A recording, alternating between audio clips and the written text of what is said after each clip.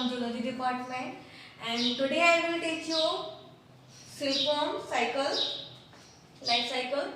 So as we know, silkworm is very important for us. So let us start the classification of the silkworm.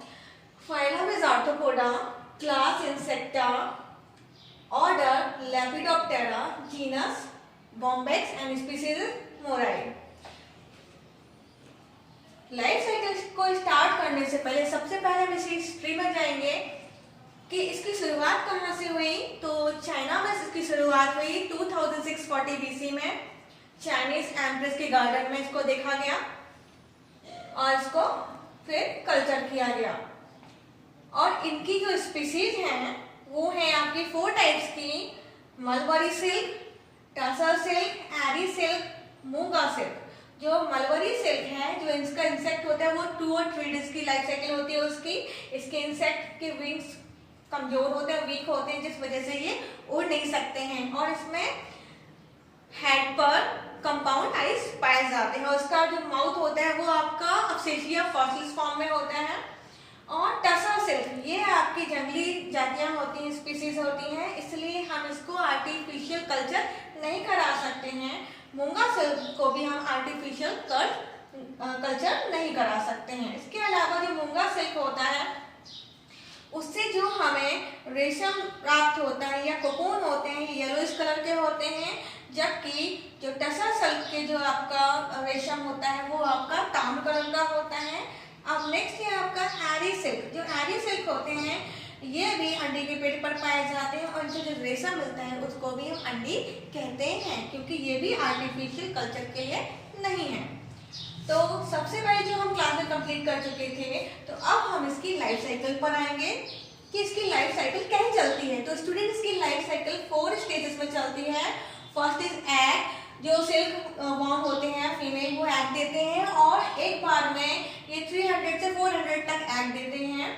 और इन egg से मतलब each egg से 10 days में एक larva बन जाता है छोटा सा, जो कि क्या करता है मलबरी लीव्स को खाता जाता है और अपनी लंबाई को या लेंथ को बढ़ाता है एक्टिवली। फिर कुछ टाइम के लिए ये पत्ती खाना बंद कर देता है और रेस्ट फॉर्म में चला जाता है, यानी कि आपका कोकून स्टेज में आ जाता है।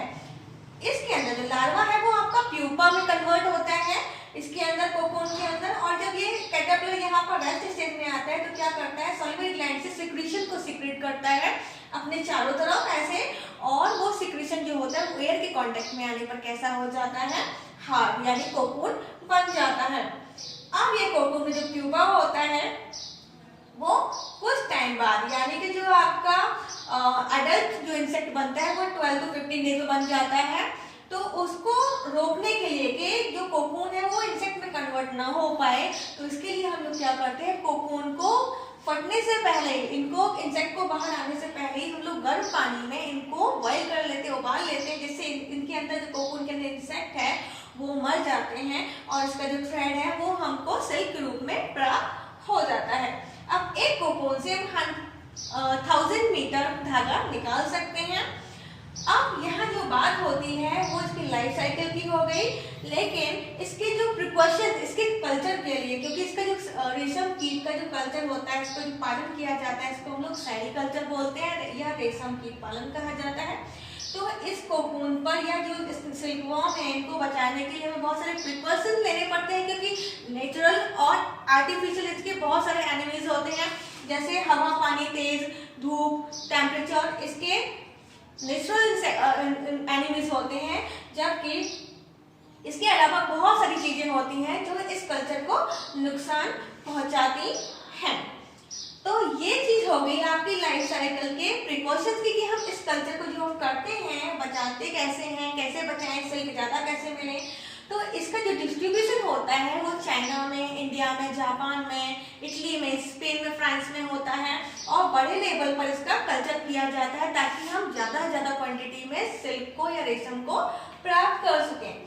अब इसके अलावा जो चीज होती है वो इसका बेनिफिशियल जो है आपका बेनिफिट्स क्या होते हैं। तो स्टूडेंट हम लोग जानते हैं कि जो रेशम होता है वो मेनली हम लोग कपड़े बनाने में यूज करते हैं, पैरासूट बनाने में यूज करते हैं। इसके अलावा जो टसर सिल्क होता है उससे हम लोग उसके जो कोकून से जो ऑयल मिलता है उससे हम लोग औषधीय तेल बनाने में भी यूज किया जाता है। तो स्टूडेंट ये थी आज का topic life cycle of silkworm जिसकी हम लोगों ने स्टडी की।